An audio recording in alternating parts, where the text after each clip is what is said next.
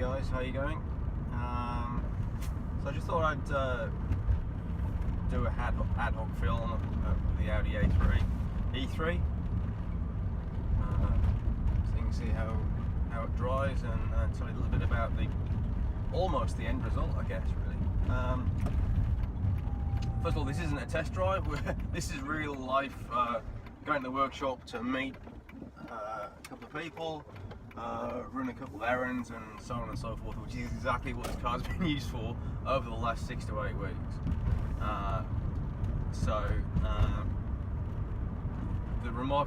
One of the most remarkable things about this car is that it's become the daily drive so quickly. It's not funny, and it's been, reliable, nice to drive, quick, economical, quiet, all of those things, which you don't really expect from a project car, if I'm perfectly honest. So just very, very good. So I'll come on to all of those things during this drive, hoping not to waffle on too much. First of all, let's talk around how you drive it, I guess, really. So first of all, you select second gear with the clutch. Gearbox is still has a manual gearbox, as you probably know from reading the blog. But a good example here, we just come to a T-junction. I've not changed the clutch, done anything with the clutch or the gears. I've just come to a halt, foot on the brake, and then the foot will go on the accelerator, pull away again. Same here with this T-junction here. So it's essentially a once you've selected the second gear, which it pretty much stays in the whole time, it just drives like an automatic. So those who aren't even familiar with driving a manual will have no problem with this at all.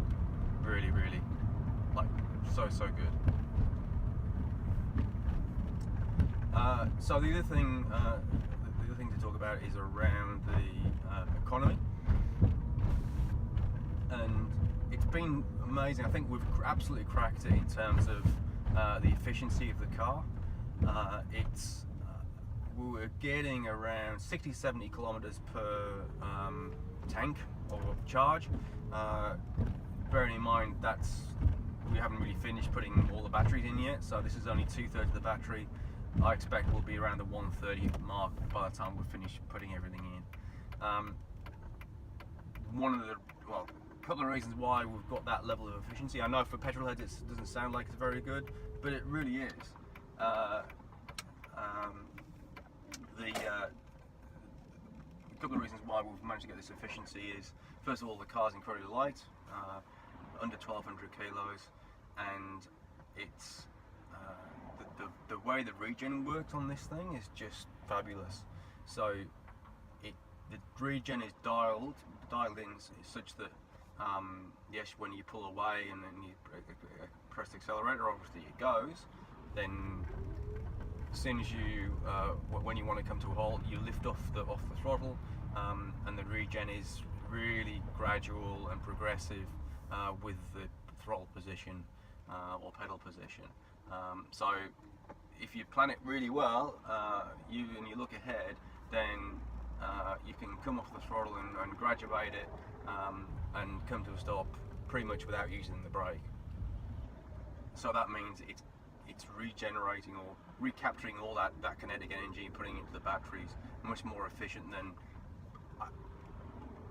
say some of the more commercial cars. So I like that, and I imagine most hardcore EV owners like that too, and I imagine you would like that too. So yeah, that's one of the two reasons why we think it's that efficient. In terms of driving experience and what have you, it's obviously incredibly quiet. So obviously no engine noise. We have the hum of the power steering pump, and occasionally the vacuum pump kicking in, but that's pretty much it. That said, it's a 20-year-old shell. So there are a couple of rattles and what have you around the place, which we're going to endeavour to resolve over the coming weeks, and I guess to be expected, and you'd also expect them to be hidden because of the petrol engine running in the background. When you remove that noise, you hear everything. So I can hear you probably can't on the camera, but I can hear the ashtray, a little bit of rattle from that. I can hear there's a bit of trim here, and actually even when I put the seats down last week when I went to play golf, you could hear the leather just rubbing on against each other in the back there. So it sounds I don't know, trivial, but it's something definitely we want to resolve, and something definitely you want to consider when converting a car like this, like any car in fact. Just better get past these cars.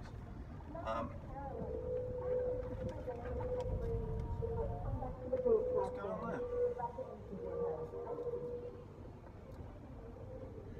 there? In terms of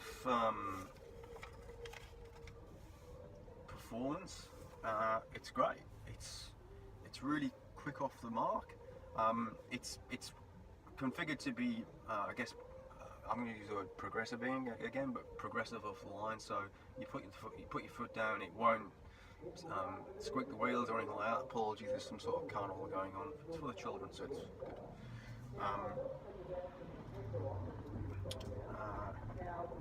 So it won't spin the wheels from a standstill. That's on purpose, obviously, and a lot of cars do that anyway. Consider it a form of traction control. But once you get on the move, say above 2,000 RPM, then the power is much more readily available, more power and torque.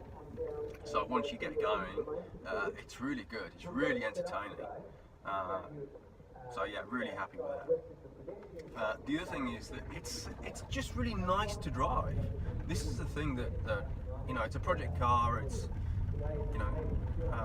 it's something to be enjoyed while we were building it. But I really enjoy driving it, more so than some of our other petrol engine cars, and almost more than our Outlander plug-in hybrid electric vehicle. Come on, guys, let's go. Let's go. So yeah, no, really, really good. And it's a nice place to be. It's really relaxing. It's fuss free. You just put it in second gear and off you go. And here's a good example actually here. There's traffic slowing down, and as I back off the accelerator, obviously I'm braking, but it's putting energy back directly into the battery. Obviously, but it seems to be incredibly efficient at doing it. So yeah, look, it's incredibly enjoyable to drive, which I know it sounds like I'm surprised, but I kind of am. I mean, you get involved in these things and you build them, and you put your heart and soul into them and what have you, and then and the end result is actually something you actually want to get in and drive. And don't get me wrong, we have some nice cars. I'm a bit of a collector of M3, a 535i Alpha GTV. Accidental collector. I'm not Jay Leno just yet. But this is the car that I favour out of everything that we've got at the moment. It's just, it's so damn quick, economical, easy, and frugal to drive. Because I actually get more kilometres out of this than I do the fare per charge. Because obviously it's a heap lighter than that. So look, I think I've waffled on enough here. I don't want us to be ridiculously long. I guess and you can obviously, there's things you can take from things that I'm not saying, but I guess what we need to talk about is the next steps. So the next steps are, it's obviously gone from project car to daily drive. it's going to have to go back to Project Car because there are some items which we need to resolve, which mean it's going to have to come apart again a little, actually quite a lot. But that's fine. So, and I will miss it. I will miss it when it goes back in because I much prefer driving this to just about anything else that we currently own at the moment. How about that? Yeah. No one's more surprised than me. So, look, next steps, yeah, we'll take it back into the workshop, we'll pull it apart, and there's a few things we need to sort out. We need to rearrange some of the batteries, and we'll a couple of mechanical fixes I want to do as well, some cosmetic stuff, and then it'll come back on. So I'll talk about that in the blog anyway. But for the time being, thank you for watching, if you have been. And any questions you want to ask, then by all means ask below, and we'll do our best to answer. And if you like what we do, don't be shy. Don't be shy.